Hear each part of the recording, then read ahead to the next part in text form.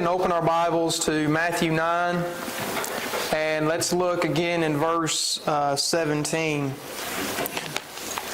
Matthew 9, verse 17. Now, like I said at the beginning of this morning, our first lesson, that, we mentioned this verse sort of in passing, but what we want to do now in this lesson is we want to take a little bit of time and look at this verse a little more closely. Okay, Matthew 9, verse 17, listen to what Jesus says. He says, "Neither do men put new wine into old wineskins, else the skins burst and the wine is spilled, and the skins perish. But they put new wine into fresh wineskins, and both are preserved." Okay, now I'm reading from the American Standard of 1901, and in this passage, Jesus talks about people putting new wine into old wineskins. Now, if you're reading from the King James, you'll notice that he talks about bottles, putting new wine into old bottles. Well, this word here in the original language, it refers to actually, I guess, what we would term as a bag, literally. See, what they would do at this particular time, whenever they would put juice or wine or whatever, they would put it in basically just a leather jug. Just a jug made out of leather. They put a cork in it and they sealed it up. Now, I want to take a little bit of time and try to understand exactly the point that Christ is trying to make here. What is Jesus describing here? Okay? Well, the common way that most people interpret this passage is that Jesus is referring to the ancient practice of people making alcohol. And what Jesus is saying here is that when you have fresh squeezed grape juice and you want to let that stuff ferment, you got to put it in a new wineskin, a new leather jug. And the reason you do that is because leather has some stretch to it. When you put that juice in that leather bag, when that juice starts fermenting and it starts making all this carbon monoxide and gas and stuff, that leather can stretch, blow out kind of like a balloon, and it can hold all that. It can hold the gas made from that stuff fermenting. But on the other hand, if you were to put new, fresh squeezed grape juice into an old wineskin, well, that old wineskin is done stretched all it can stretch. The stretch is left that. It didn't have any stretch left to it. So you put that new juice in that old wineskin, when that stuff starts fermenting, it starts making all this gas, that jug ain't got no give to it because it's done stretched all it can stretch, and so it's going to burst. So what Jesus is saying here is that, look, if you're going to make wine, you're going to let it ferment, you got to put it in a new bag. That way it can stretch and expand, and that way it can ferment. Well, that's the common interpretation of this, and that could be true, because we know that is one of the ways that the ancient people would go about trying to ferment wine. But you have to look into this also from the historical perspective, and we also know historically that they would put new wine in new wineskins to keep it from fermenting. See, what a lot of people do is they'll look at this particular verse and they'll say, well, Jesus obviously is talking about the process of making alcohol. So this must mean that Jesus approves of drinking alcohol. Why else would he mention it? Well, that may not be the case here. It could be the case that Jesus is talking about the way they would go to preserve it. Now, here's one way that they would do it, and it's one way that we need to be aware of. Whenever they would go and get grape juice, a lot of people think, well, the ancient people, they didn't have no way of keeping that stuff fresh. They couldn't keep it from fermenting. They couldn't do that. Well, the people who say that are not saying that because they've actually looked into history for themselves. They're just saying that because from their frame of reference, their way of thinking, well, they just couldn't do it. Well, you look into history, them jokers knew all about preserving some juice. As a matter of fact, all of our preservation techniques that we have today, where do you think we got them from? We didn't just come up with all that stuff in our new modern era. We got the vast majority of our preservation techniques from them. What they would actually do to preserve juice is they would put it in a new wineskin, a new leather jug, and they would fill it all the way up to the top where there was no air in it, and they would seal it up. Because see, the thing is, what makes the juice ferment is oxygen. If you fill the jug up all the way to the very top and there's no air in it, it ain't going to ferment. The next time you go to the grocery store and you go to the juice aisle, look at those juice jugs, and you tell me if you see any air in those. You go over there and you look at the Cokes, the 2 liters of Cokes, they got that big of a gap in them with no liquid in it. But you go over there and look at the juice, none. No air at all in them. Why do you think they do that? Because oxygen is what makes the stuff ferment. So one thing they would do is they would fill up these jugs all the way to the very top, and they would seal them up, and it would keep them from fermenting.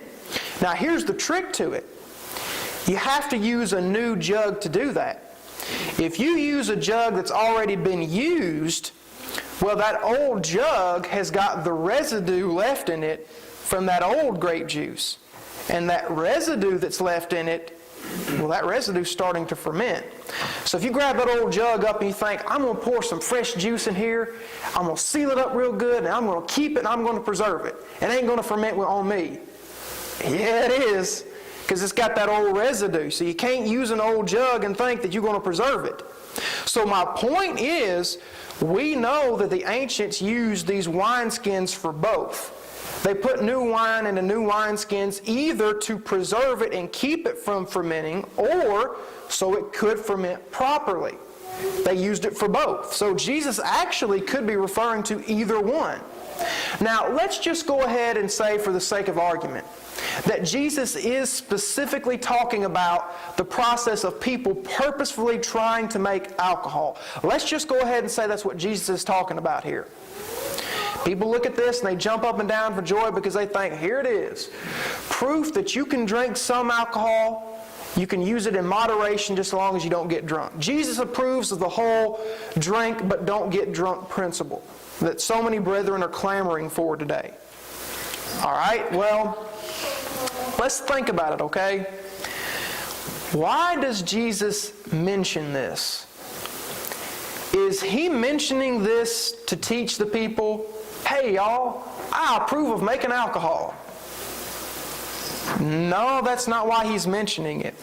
Remember the context here. We talked about it this morning. Why is Jesus mentioning this? Well, the reason he's mentioning this, the point that he's trying to illustrate to those people is, you can't mix the old with the new. You can't mix my teachings with your old traditions. That's the point he's trying to illustrate to them. That's the only reason he's mentioning this. Where do you get from this that Jesus is illustrating this to teach the people, hey, I approve of alcohol? That's not the point he's trying to make. He's just referencing that practice to make a point from it. He's not referencing it to say, I approve of that. He's just referencing it to make a point. Now, some people will say, well, surely he wouldn't reference it if he didn't approve of it. I mean, him simply referencing it must be the case that he approves of it, because why would Jesus reference something and make a point from it if he didn't approve of it? Well, y'all, the fact of the matter is, in the teachings and the parables of Jesus, he mentioned a lot of stuff that he didn't approve of to make a point from.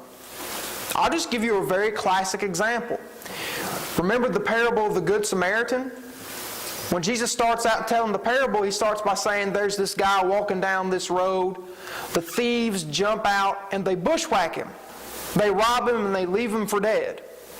That was a common practice of the day. It was common knowledge that well-traveled roads were filled with all kinds of thieves and robbers. That was just a common practice of the day. People got bushwhacked. And Jesus is referencing that here. Well, Jesus wouldn't be referencing it if he didn't approve of it, right? So Jesus must approve of bushwhacking folks. Why else would he have mentioned it? He must approve of it. That's the kind of reasoning people use on this. Well, he's talking about making alcohol. He must approve of it. Are you going to say he approves of being a thief? Oh, no. See, just because he may be mentioning alcohol doesn't mean he's mentioning it to say that he approves of it. He's mentioning it to make a point from it. Same thing with the guy getting robbed in the parable of the Good Samaritan. He's not mentioning the guy getting robbed because he's trying to teach the people, hey, you can rob somebody if you want to. He's making a point, and the point is, things happen to people. Accidents happen, and people sometimes get themselves into a position where they need help. He's making a point. So, if you're looking for justification of the whole use alcohol but in moderation, this is not the passage that you're looking for. It's just not. Now, I want to go ahead and mention a couple things to people when it comes to the whole mindset that a lot of people are adopting today, that it's okay to drink alcohol in moderation. People make all kinds of crazy arguments that they can't back up. The vast majority of people who make this whole drink but don't get drunk argument, what I've seen is they don't ever do the research. They just sit down and they think about it, and it seems to make sense to them. Well, it seems to make sense to me that those people couldn't have preserved wine, and if they could have preserved it and kept it from fermenting, they probably didn't do it that much. So so they probably were used to drinking alcohol, and Jesus came along and Jesus was used to it, and so. But they don't give any kind of evidence to prove that.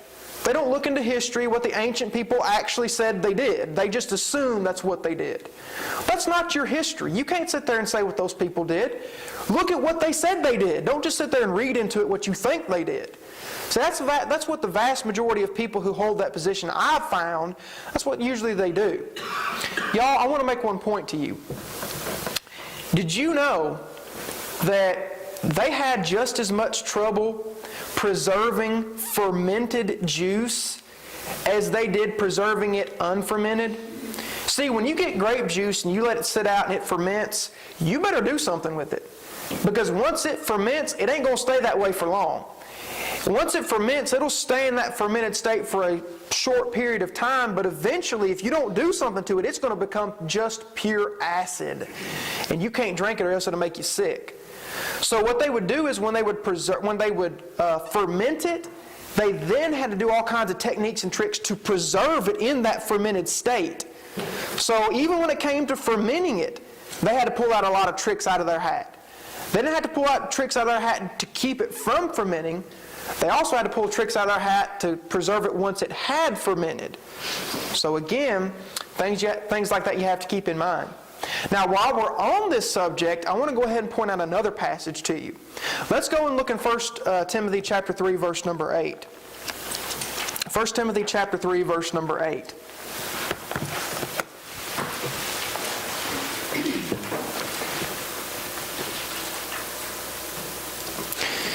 This is another passage that has to do with wine. And it's a passage a lot of people look to and think, well, obviously this is obviously giving permission to drink in moderation. Obviously. But let's look at it. 1 Timothy chapter 3, verse number 8. Talking about the deacons, says, deacons in like manner must be grave, not double-tongued, not given to much wine, not greedy for filthy lucre. Okay? You know how folks reason on this.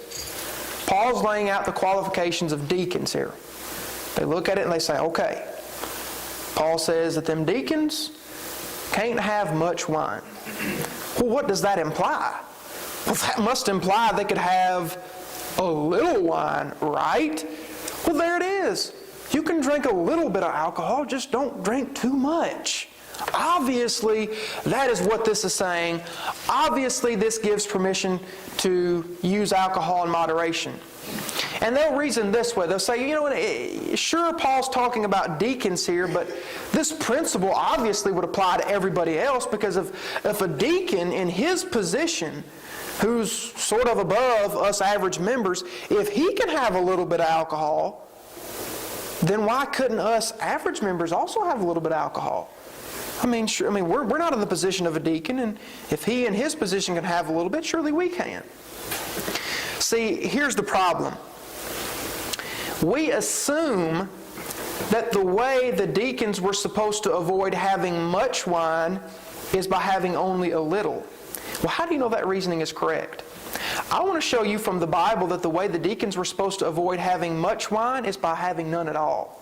That's how you avoid having much wine. Well, Oh, prove it to me, preacher. Okay, all right. I thought that was funny. Let's look at a parallel passage to this. Let's look in Proverbs 23. I want y'all to see this. Proverbs 23.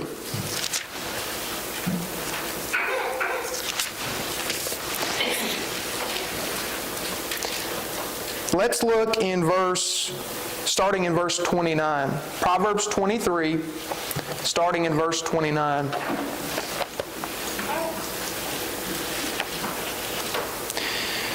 Okay, in Proverbs 23, this is King Solomon, and he's writing to his son. He's just giving basic instructions to his son. He's just trying to teach his son how to live a good life, basically. Look what he says here. Proverbs 23, verse 29. Who hath woe? Who hath sorrow? Who hath contentions? Who hath complaining? Who hath wounds without cause? Who hath redness of eyes? They that tarry long at wine, they that go and seek out mixed wine. Look not thou upon the wine when it is red, when it sparkleth in the cup, when it goeth down smoothly. Okay, look what he's saying here. He's talking to his son. He says, son, you see all those folks out there? They're getting into all these contentions, all these fights. They got redness of eyes. They're getting into all this trouble and all this mischief. You don't know who those kind of people are? Those are the kind of people, verse 30, that tarry long at wine. So what is he trying to teach his son? Solomon is trying to teach his son, don't tarry long at wine, okay? Don't be like these other people.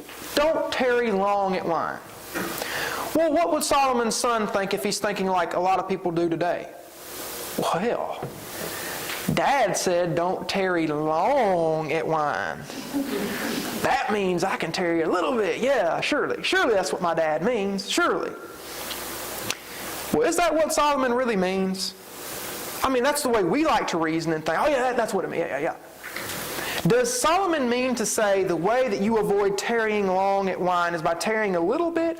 Or does he mean to say the way that you avoid tarrying long at wine is by not tarrying at it at all? Look at the next verse, please. Look at verse 31. How was Solomon's son to avoid tarrying long at wine? Just tarry a little bit. No, that's not what it says. Verse 31. How do you avoid tarrying long at wine? Look not upon the wine. Now you know what that means.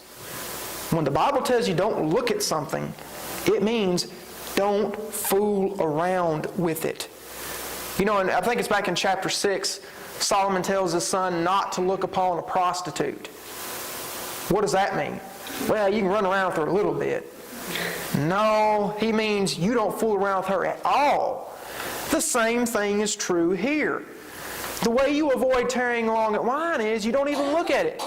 You have nothing to do with it. Now, I got a question for you. Let's go back to 1 Timothy 3, verse 8. Which principle fits the Bible better? How do you avoid tarrying long at wine? Which of these two principles fits the Bible better? You avoid tarrying long at wine by having just a little bit, or you avoid tarrying long at wine by not even looking at it. Which fits the Bible better? Which principle? Well, obviously the second one fits the best. The way you avoid much wine is not even fooling around with it. See, that's the biblical principle here. And see, what happens is so many people are out to look to justify drink but don't get drunk. And what they do is they jump into this passage and they, well, this passage is saying it. There it is. And they just close the book. That is bad interpretation. Bad interpretation. That's not really interpretation at all. It's just looking at it and reading into it our way of thinking. Well, I think this is what it means. It makes sense to me. Done. Well, it may make sense to us, but is that the way they thought in Bible times? Does it fit the biblical principle? Now, I want to give you one more example very quickly of this whole a little bit's okay mentality. Let's look at another passage. Let's look in 1 Peter 4, verse 4. 1 Peter chapter 4, verse number 4.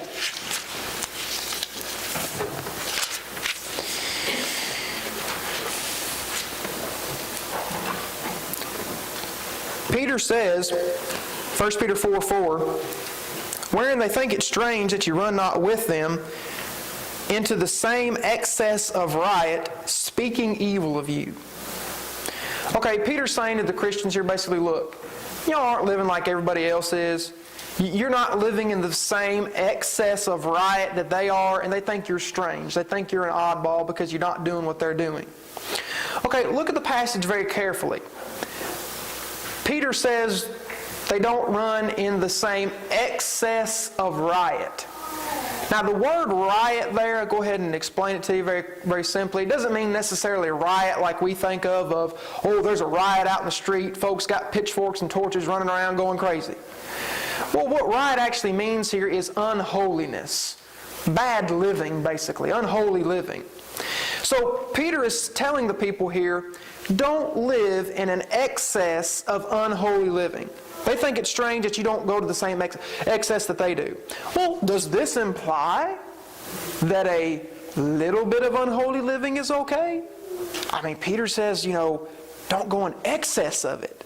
So obviously this means I can be somewhat unholy in my life. That means I can go out and I can sin, just don't sin too much. I can run around and I can lie a little bit and I can cheat on my wife a little bit, just not too much. Well, again, you could look at that and you could reason from our frame of reference, our modern perspective, and you could think, yeah, that's what he's saying here. That's not what he's saying here. Let's rewind a little bit. Go to chapter 1. 1 Peter chapter 1.